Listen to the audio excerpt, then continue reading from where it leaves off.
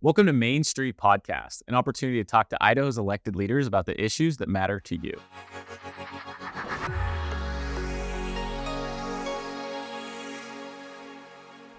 Welcome to Main Street Podcast. We are here today with a Nampa High School alum out of District 13, Representative Kenny Wroten. Kenny, how are you today? I'm doing great, thank you. You just came from the Judiciary Rules Committee, right? Yes, it did. 2-hour meeting. Anything exciting going on over there? Well, we had the bill introduced with regard to human trafficking that the Attorney General has helped with, and we sent that to the floor. So it did pass committee today. Yes. Help us understand what that bill would actually do. So if you recall, last year we actually dealt with some of the language in that the victims were being confused with prostitution. So sometimes the actual trafficking victim was being victimized all over again by the system. And this really went in and changed the language so that it was really victim centric. What do you hear from your friends in law enforcement about human trafficking in Idaho? It's a bigger problem than most people realize. Yeah. So we know that with our issue at the border and with the growth in Idaho, that a lot of things are leading to it. What else can be done from a policy standpoint? I can tell you though, one of the people that testified today said that 80 to 90% of the human trafficking is familial. Maybe Really? a husband or family member, or the whole, to a situation where husband just needs gas, they need groceries, whatever the case may be. There was discussion, and I asked about cartel involvement, and they said what they're finding is, to some extent, cartels are getting involved with the families that are doing this. But one of the folks that testified said, by and large, it's familial. So do we suspect that maybe next session there will be more legislation related to human trafficking? With this bill, it sounds like we're really have a 2-year review and see whether or not the investment has been sufficient, and whether or not one, we need to invest more, and whether or not we're actually getting the problem defined and addressed.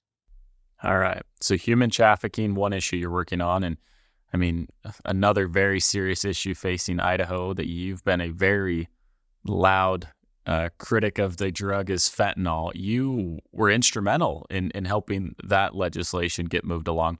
Why don't you talk a little bit about where that bill's at? Well, right now, as I understand it, we've passed the House and the Senate. So I believe we're waiting on the governor at this point. And I had somebody ask me just recently what was my hardest loss and what's been my most gratifying, and I pointed to fentanyl for both. If you remember last session, we didn't get it out of committee. Thought we had the votes. We had worked with our police departments, our sheriffs, and we're trying to give them the tool that they were asking for. And lobbyists from out of state, Washington, D.C. and Texas, came in and turned the tides on that. And I think just confused the issue. And this session, we were, I think, better prepared, ready for the arguments, and ready for the pushback. And we were able to get it out of committee and get it to the floor, which felt like if we got it to the floor, it would pass. So we were. It took some work. If you were watching that committee at all, we had to get to the third amendment of a motion to get it out of committee. But it's been very gratifying. Yeah, and I think all signs point to the governor signing it, but you really were part of the first wave in committee ensuring that it gets done. Why is this so historic, and what is it that most Idahoans don't understand about this issue? I think the historic issue is that you've really got something new that needed to be dealt with. We already had laws on the books as far as the mandatory minimums, uh, and everybody understood those. Fentanyl just happened so quickly with the opioid, where opioids were largely by prescription for so long that they weren't illegal. And then people figured out how to make them, um, started selling them. Then the demand came. And so you saw China and Mexico get involved. And we had a epidemic, I would say, and we had fentanyl on the streets before we knew it. And it really happened faster than we could keep up with the laws. So when we were talking to our police force, they were saying, look, all we can do is catch these guys. We're getting them on possession, but they're turning around and we're arresting the same guy in 90 days to 6 months. We're arresting the very same people. So this gave them some of the tools that they've been asking for, that we can get these traffickers off the streets. Yeah, and I mean, it's going to save lives. I mean, that's not an overstatement. This will save lives. Yes, and we've got the receipts on that. We know how many people are dying because of this drug. Now, you don't have a background in law enforcement, but as an elected leader, you've lent your ear to them so often, and public safety has become such a big issue in your governance. Why is that? Frankly, I think it's because I'm from Nampa.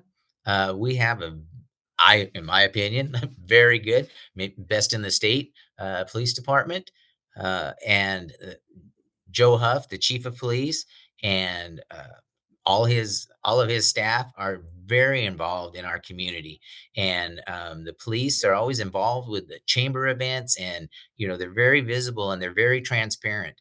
And what they're doing, and the fact that they're transparent and always available, uh, it gives you that sense of you're in it with them. You they're busy. You'd be surprised that how thin that blue line is. And so when you get an insight as to how much they are doing, what they are dealing with, it's very easy to give them support. Yeah, we spoke with Chairman Lakey recently from the Senate side, who talked about some of the issues he's working on to try to ensure our first responders have mental health resources, and that we're giving them resources to protect them both in the line of fire and then some of the stuff they have to deal with outside. Are there other things that you suspect will come in front of your committee related to public safety? Well, with Jude and Rules, I mean, we of course today, we also heard AI, manufacturing of porn, and how that may be used against people, either to um, blackmail or just embarrass, and the extent to which it's being used already. So that we got that off of the floor as well. And we've seen a couple bills related to that. Again, AI is somewhat like fentanyl in that its growth has been exponential. And not all AI is bad, of course, but technology doesn't move at a flat line. It tends to, when something new happens, it skyrockets. And that's exactly what's happening with AI. And much like fentanyl, we're just trying to catch up, trying to get ahead of it if at all possible.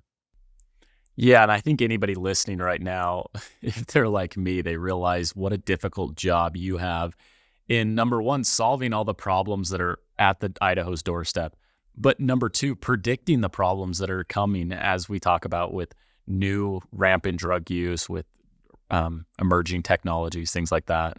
And I'm hearing that there's other synthetics coming that that frankly may even make fentanyl look poor. So I just don't know how we're gonna protect ourselves, but we're definitely gonna try. Now, you also serve on two other committees, one of which is local government. Walk us through. You campaigned as a conservative on returning as much power as you can back to locals and the small, just hand of government's best hand of government. How are you doing that on committee? Well, with local government, uh, it's a situation of it's as important to pass good legislation as it is to stop poor legislation. And some of that we just recently had what would have essentially been a legislative addition to impact fees without having much representation, frankly. And we held that bill. Um, maybe others will come testify, on its behalf, but frankly, from from a building and development standpoint, it could have added a lot of money again to what is already a difficult situation in in our house prices, and our workforce development. Affordable housing is so important, and keeping an eye out of local government at things that are going to add to those costs is something that we're doing. Yeah, you bring up a great point here that for every, fentanyl mandatory minimum that you get to pass and celebrate, and every launch bill that you get to celebrate, there's also a line of bills that you had to, keep from passing because it was bad legislation. What are some of the policies that you worry most that catch on in other states that you would hate to see Idaho take? Well, and we've got, we should hear the pending legislation coming soon, with regard to the school choice tax credit. And a lot of these bills have names that sound really good. It turns out in Idaho, we already have a lot of school choice. This would provide a tax credit to those that are homeschool and private school, that are making that choice. And that's something that in my revenue and taxation, that we're likely to see. Uh, a bill that has support on both sides, but that's one that I feel pretty strongly about, that the receipts are in from other states, and we've seen what the cost is, as well as the possibility of running and funneling funds away from our public schools. Yeah, we talked to Representative Mickelson and Senator Cook, who, in their concerns about that legislation or similar legislation, is that once it starts, there's an initial cost, but then when people realize what they can get, then it exponentially grows and just gets more and more expensive. Similar concerns on your end? Well, yes, and like I said, we've seen it in different states. We've seen it even in Utah, where the cost has already skyrocketed and they haven't even implemented it. But Arizona, Indiana, just we've seen it. And to think that we're going to be any different when so many of the mechanisms are the same. Yeah. Well, we know you've got an inside track on some of the legislation coming. The temperature seems to be heating up in Boise as spring comes and as the time is ticking for the session to get out. What's something you're excited about having an opportunity to vote for or debate in the near future? Well, we that particular bill. As far as that goes, we did just recently see what's House Bill 521, which is the school modernization bill, and I voted for that, and we have sent it to the floor. Hasn't come to the floor yet, but that is going to do a lot of things, and it was a big bill, but going to give facilities monies that they probably not ever had an ability to leverage those and bond against those. It also has a income tax reduction, which probably we should see property tax reduction at the same time as we're able to give facilities funding. So that's one that we're waiting to see on the floor. Like I said, it's come out of committee, and we're hoping to be able to move that. If I'm a parent in Canyon County, how would my life change if that legislation is signed by the governor? Well, I would hope that on 521, that I would hope that you're going to be able to see schools being built again. As far as that goes, I mean, that's going to be one of the big uh, things that as far as a student goes would see. Yeah. Well, and you've been very involved in the community even before you ran for this office, from Salvation Army, Kiwanis. You talk about being involved with Chamber and seeing your sheriff and police officers around town. Um, this is going to have such an impact, the school facilities, on the community that you're around, as you see answers to old facilities and additions to new ones. Are you hearing from your constituents strong opinions about getting this thing across the finish line? We get a lot of emails, some some are for and some are against. But yes, especially in Nampa, we've we've struggled recently with regard to enrollment, as well as some aging buildings that frankly we may have to either reutilize or perhaps even tear down, just for the fact of not only are they aged, but we've got one that initially, when it was built in the 70s, was nouveau and an open floor space. Well, it's not something that you could harden these days if there were to be some sort of emergency. So not only is it old, but it would take so much money to retrofit that. But the idea that we will have, now a 10-year funding source, at least that's something that they know they'll be able to plan around. Yeah. Yeah. A lot of people anticipating what that can look like and seeing where it goes. It's late in the afternoon. You've been in meetings all day. You just got out of a 2-hour meeting. You start early in the morning. These are busy, busy time for you. And they're, as you said, you get lots of emails and you have people that strongly disagree with you on different policy points. And yet you've decided you're going to run for re-election. What is it that made you want to come back and do this again? It's great work. And you mentioned some of the service groups and things like that. When I was in the JCs, we had a creed, but the last sentence was service to humanity is the best work of life. And you get an opportunity to really do things over here that you just otherwise wouldn't have an opportunity to do. And again, I'm born and raised in Nampa. My heart is with my community and my state. So not only am I representing the people of my district, but I always have to be mindful that whatever we do here affects the state. Um, I'm good. I just want to do something for the people of my district, and I've as you've mentioned, that I've had kind of a servant heart, involved in just a lot of things, and this has just been an extension of that. And I've enjoyed the people that I've met.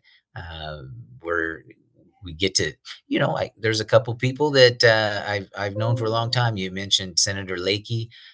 We've known each other, over 20 years, and Representative Cornelius the same way. Our kids, when they were young, all played together and grew up together.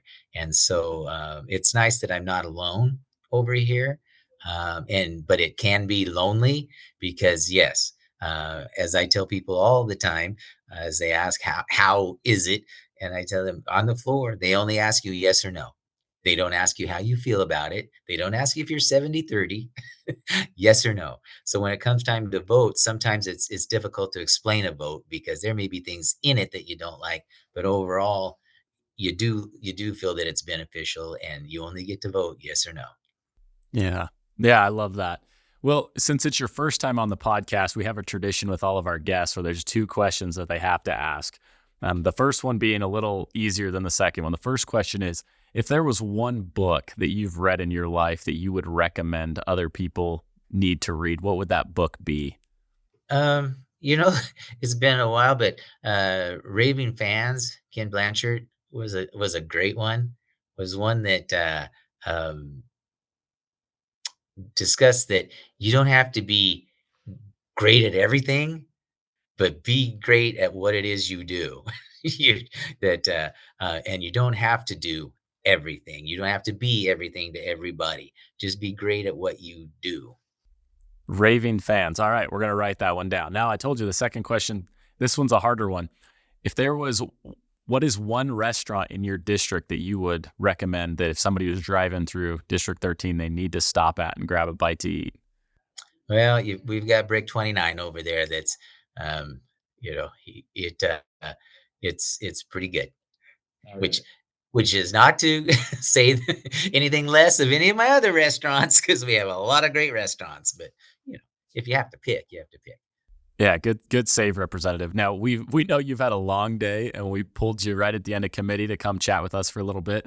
We're excited to hear about the work you're doing with everything from combating human trafficking and fentanyl to supporting school facilities and ensuring that Idaho's prepared for the problems we don't even know yet are coming. So we appreciate your time today and look forward to having you back when the session's over. Well, thank you. I very much appreciate the opportunity. Okay, until next time.